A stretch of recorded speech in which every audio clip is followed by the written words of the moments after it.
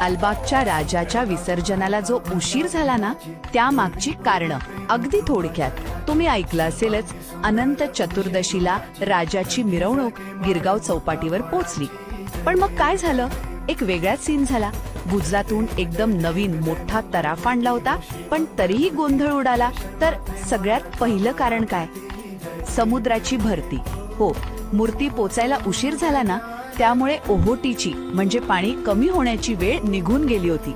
मग तो नवीन मोठा तराफाच समुद्रात हेलकावे खाऊ लागला. आता त्यावर मूर्ती चढवणं म्हणजे धोकाच. म्हणजे बघा, सगळं वेळेचं गणितच चुकलं. आणि दुसरी गोष्ट म्हणजे यामुळे काय झालं माहितीये?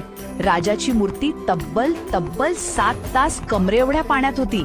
विचार करा, कार्यकर्ते बिचारे प्रयत्न करत होते, पण पाण्यात राहून मूर्ती इतकी जड झाली की हायड्रॉलिकने पण उचली जायना. मग गणेश गल्लीवाले, आपले कोळी बांधव सगळे मदतीला